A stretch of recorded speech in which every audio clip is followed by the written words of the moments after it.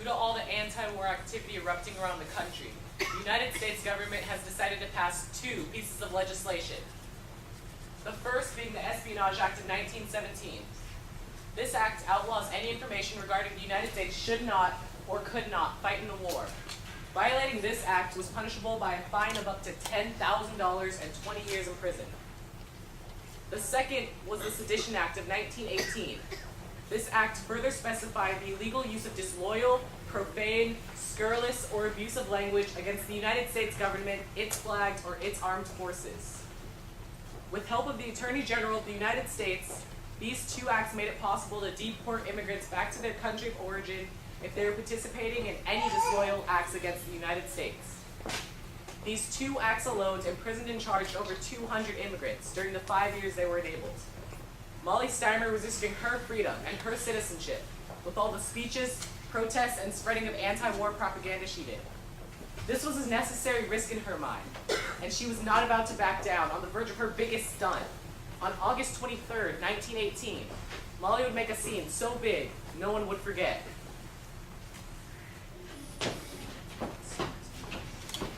Molly, you two better get moving.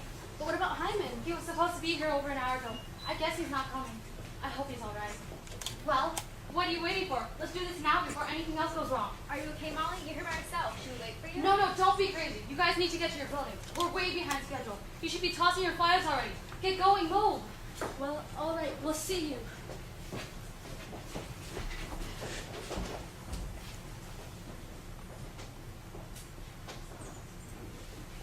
Today I stand before you as nothing more than a free American with a voice that the American government has been trying to silence. Trying, yes, with their laws and their acts and their ridiculous draft. They have been trying, but they will not succeed. They are sending the innocent to fight for reasons unknown. Our good men are dying, but for what? This is not our war. Our men have been forced to sacrifice their lives. They are sending unwilling young men to their graves. I believe that America meant freedom. Was I mistaken? I traveled from Russia to gain the benefits I thought I'd have in the United States. But now, as I try to plead my case, I am no longer granted the freedom of speech.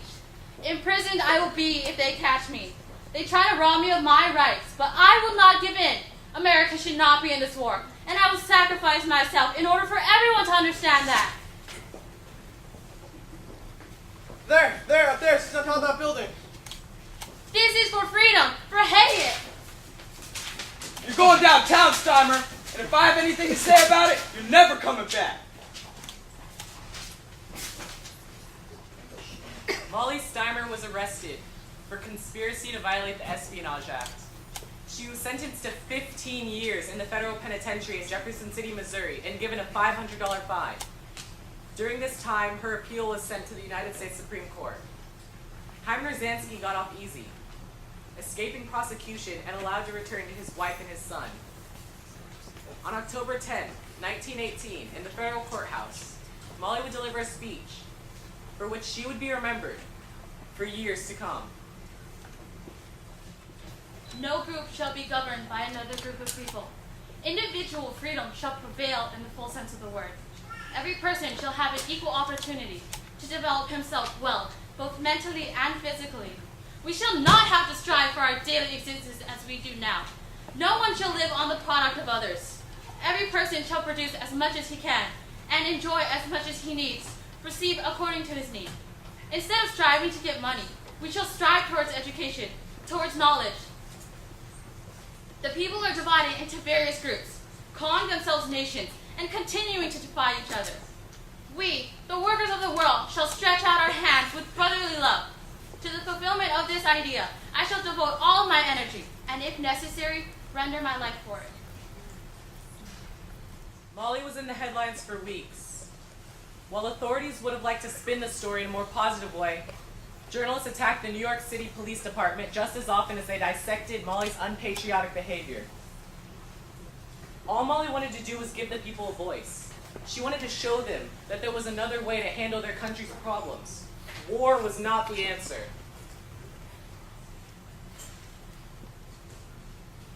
Molly's message was being sold everywhere.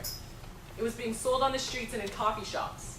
Anyone who picked up a literature could read about the Freiheit, their message, their goals. They were everywhere. Molly Steimer and her good friend Emma Goldman and some 240 others were deported back to Russia as a result of the trial, but her efforts helped pave the road for future generations to come. Molly Steimer wanted to give the people a voice, and her voice enabled protesters to give their voice loud and clear.